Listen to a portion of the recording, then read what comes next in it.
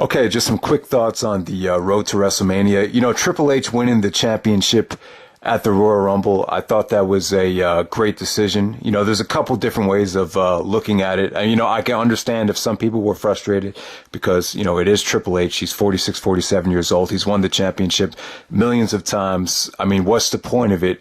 If the WWE needs to build new stars. You know, it was a huge chance to have Ambrose, you know, win that Royal Rumble and elevate him. It seemed like it would have been a great time for Ambrose to win the title.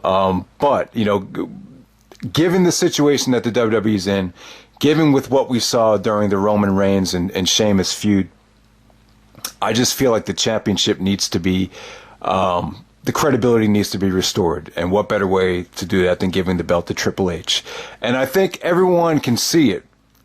You know, I think Triple H has always felt this way. Like his character definitely has an added dimension when he has the championship. When he doesn't have the title, you know, he's missing some sort of an edge. So I could understand looking back on it why Triple H always felt like he needed to be the champion. You know, did he overdo it at times? Yeah, but I've always said that Triple H makes the championship feel important. I love the promo that he cut. He said, "I don't have to be the champion. I want to be the champion," to set an example. You know, the Roman Reigns and Sheamus said, "Nothing's given to you. You have to want this. You have to, you know, you have to eat, sleep, and breathe this business." You know, it can't. Sometimes with a lot of these guys that didn't come up through the indies, it just feels like it's a job to them. Like it feels like, you know, they're clocking in and clocking out. You know, and I think that has a lot to do with the lack of engagement with some of these guys in the main event title scene with what we've seen. So, you know, they're probably going to go with Triple H and Roman Reigns, which I'm not crazy about. But Triple H having the championship, it puts him in position to carry the storyline and to really bring the best out of Roman Reigns while he's the champion. So we'll see what kind of magic tricks they could do there. But, you know, at this point, I like to see Triple H face somebody else in the main event of WrestleMania. I think Roman Reigns main eventing 2 WrestleManias in a row is a little bit too much to ask for. I just don't think he's I just think there's a better guy you could put in that spot, but we'll see what happens. It definitely seems like they're building the company around Roman, especially if you watch the Royal Rumble. That whole show revolved around him. So there we go with that. Also, AJ Styles coming in was a nice surprise. I'll tell you, the Royal Rumble experience was great. You know, the stuff that he's doing with the Miz and Jericho is it's got me really excited. You know, I definitely think down the road, you know, putting Miz and Jericho together, kind of having Miz as like Jericho's, I don't want to say mentor or manager, because Jericho doesn't need a mouthpiece, because they're both great on the mic. But I think, you know, having Miz and Jericho together, that really stacks the odds against AJ. So I love that, man. You know, they're giving Jericho and AJ away at these television tapings, which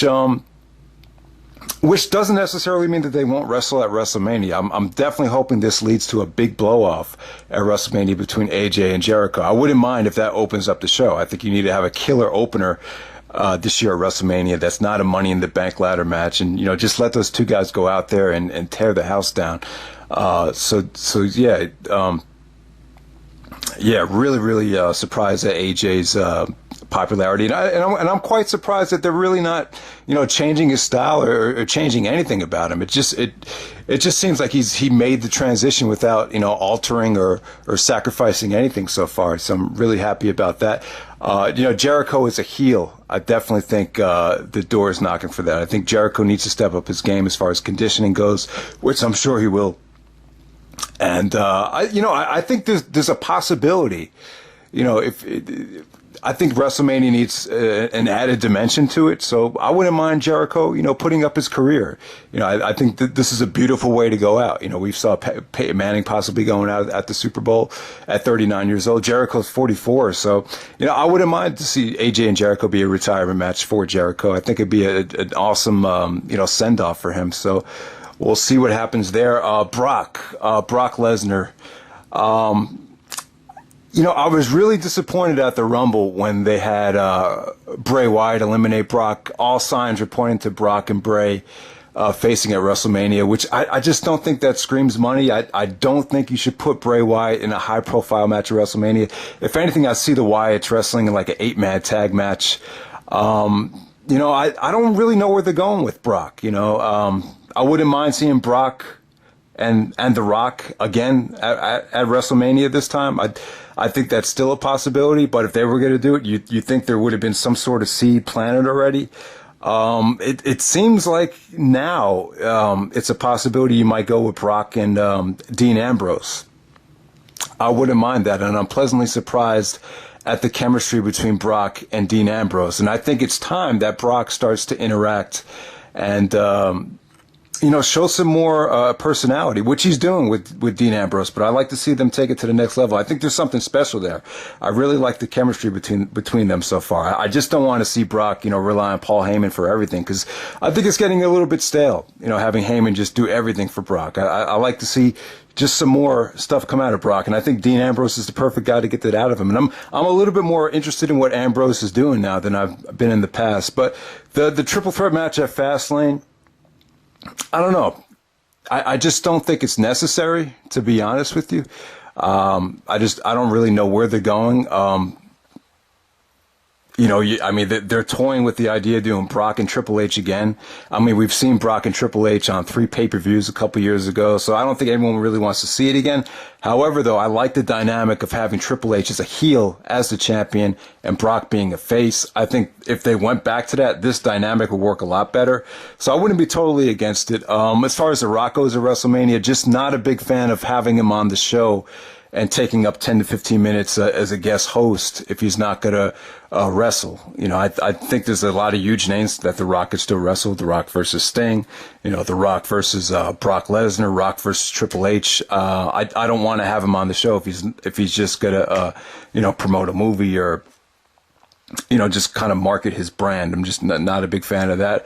I'll end the video with Daniel Bryan. It was a sad moment to see Daniel Bryan retire, but part of me was really relieved and happy with what we know now about concussions and the Chris Benoit situation. And keep in mind, Daniel Bryan used the flying headbutt a lot during his indie career. I mean, more times than you would expect. I mean, he doesn't admit this, but before Benoit passed away, he used to say that he emulated Dean Malenko and Chris Benoit.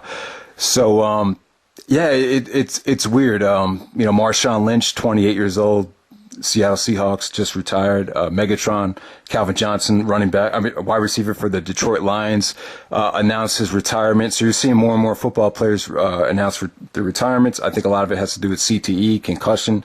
The movie's bringing a lot of attention to concussions. I wasn't aware that Daniel Bryan had 3 concussions at the age of 18. That's very, very scary to think about, and to think about how many countless concussions he probably had wrestling Nigel McGuinness. It kind of just made me appreciate, he's still alive. Thank God he's getting out. It was very similar to Edge. When Edge made that remark about being in a wheelchair, it was just kind of like, wow, let's just give him a standing ovation and, just get out while you can. So it's a shame, but I think this is a wake-up call to the industry that, there's ways to put on great matches without killing yourselves. And, just hopefully we don't have any, serious, devastating neck surgeries and injuries that are going to force people to retire. And, we'll see what happens. Hopefully WrestleMania is a great show. Hope you guys enjoyed the video. Let me know what you want to see at WrestleMania, and take care.